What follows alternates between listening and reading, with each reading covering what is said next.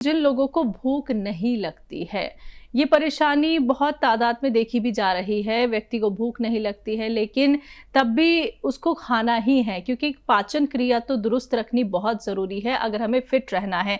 तो ये जो भूख ना लगने की परेशानी चल रही है, इसके पीछे के एक तो कारण क्या है और हम कौन सा नुस्खा अपना सकते हैं जिससे कि हमारी हेल्दी डाइट हो जाए?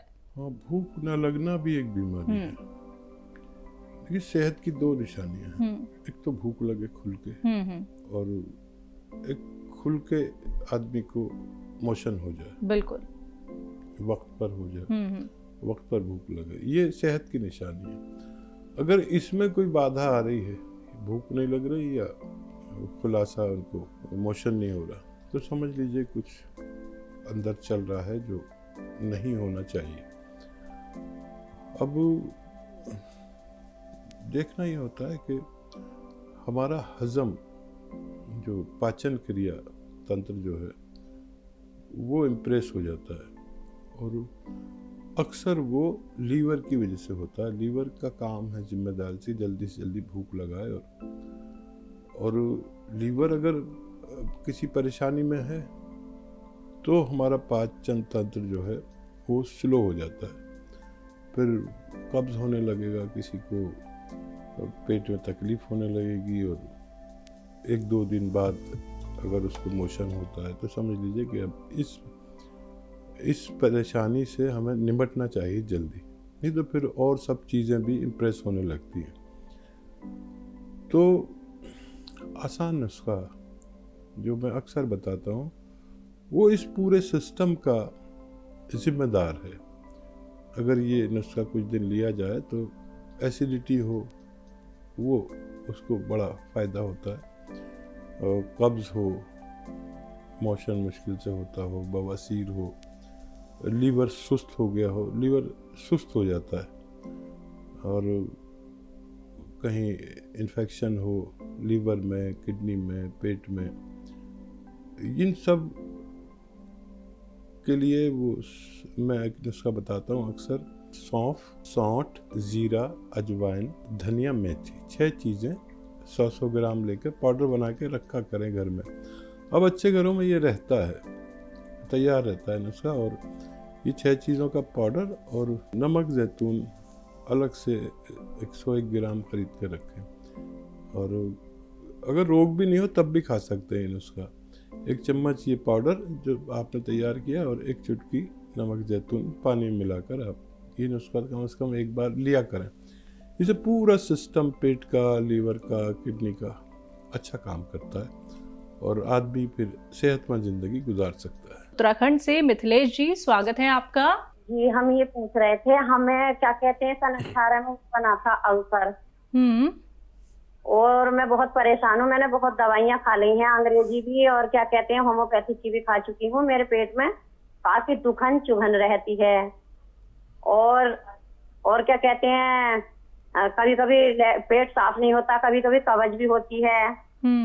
अल्सर का मतलब होता है आंतों में छाले, और इनका लंबा इलाज होता है, डॉक्टर की दवा भी लेते रहें। और एक आता है बेल का मुरब्बा, याद रखें, बेल का मुरब्बा, पत्थर बेल कहते हैं, कहीं बेल पत्थर कहते हैं। इसका शरबत भी लोग बना के पीते हैं। अभी इसका सीजन भी अभी ख़त्म हुआ है, बेल का मुरब्बा। तो अभी बेल मिलेगी नहीं, इसलिए बेल का मुरब्बा 1 पीस सुबह खा लिया करें। ये पीसीज में होता है, और रोज़ाना सुबह ही सुबह खा लिया करें।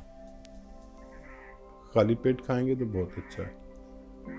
और ये आपका शाम को भी खा सकते हैं अगर ज़रूरत पड़े तो, और थोड़ा सा शाम को खा सकते हैं। ये 3-4 इंच के पीस होते हैं, ऐसे कटे हुए, जो चाशनी में पड़े होते हैं, तो ये खाया करें।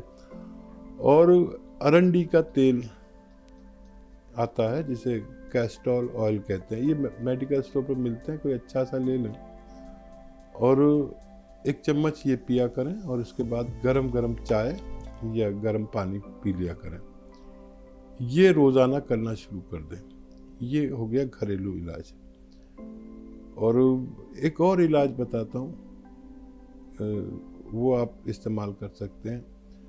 सौंफ, सौंठ, धनिया, अजवाइन, जीरा, मेथी, ये 6 चीज़ें आपके किचन में हैं। सौंफ, सौंठ, जीरा, अजवाइन, धनिया, मेथी, इन सबको 100-100 ग्राम लेकर पाउडर बनाएं।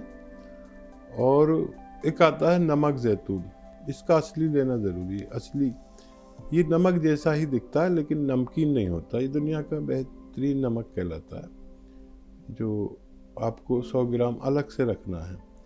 ये जो 6 चीज़ों का मैंने कहा 100-100 ग्राम लेके पाउडर बनाएं। सौंफ, सौंठ, जीरा, अजवाइन, धनिया, मेथी, इसका 1 चम्मच भर के खाएं और 1 चुटकी नमक जैतून पानी में मिलाकर ये पी लिया करें, बस काफ़ी है। रोज़ाना 1 बार या 2 बार आप लिया करें। वक्त लगेगा लेकिन फ़ायदा होना मुमकिन है। शमीम जी, स्वागत है आपका। मैडम, मैंने गोंद मोरिंगा में खा रही हूँ, मेरे बाल बहुत उड़ गए थे, तो मेरे को तो बहुत फायदा हो गया मैडम। 3 डब्बे में मंगा चुकी हूँ। तो मेरे भाई हैं, उनकी उम्र है 35 साल। तो उनको मैंने बताया, मैं गोंद मोरिंगा से मुझे फायदा हो गया है, तो आप भी ये खाओ। तो वो कहते हैं कि आपके तो बाल आ गए, मैं तो पूरी टकला हो गया हूँ, क्या मेरे आएंगे कि नहीं आएंगे? उनकी उम्र है 35 साल, तो गोंद मोरिंगा उनको दे सकती हूँ। ठीक है।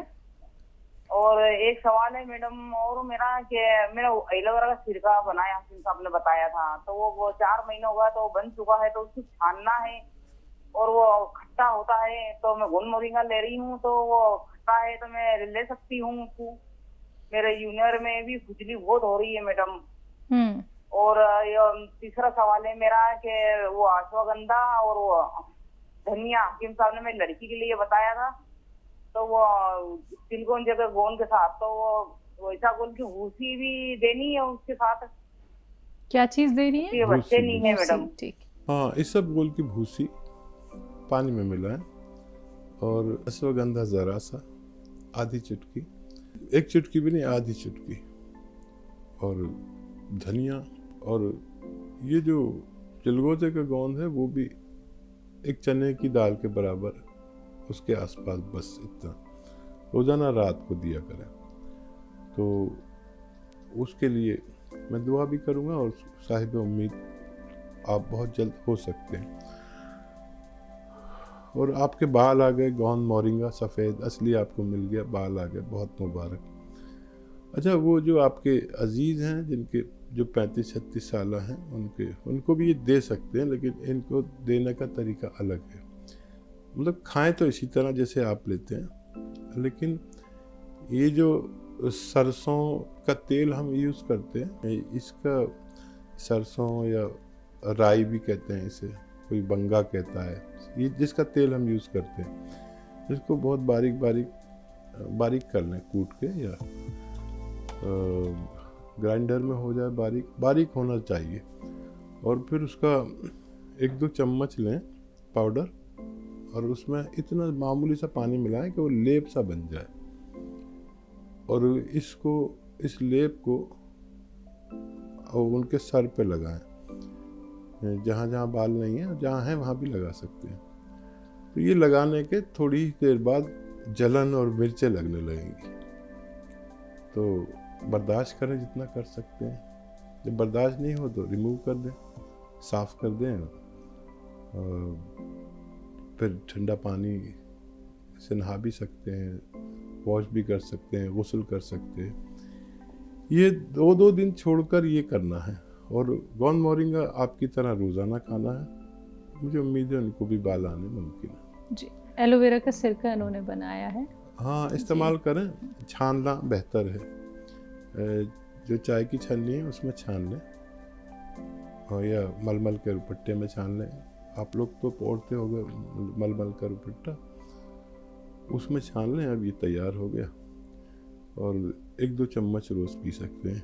या आपने सिरका बनाना सीख लिया, बहुत मुबारक, आप इसको बनाकर इसका कारोबार भी कर सकते हैं।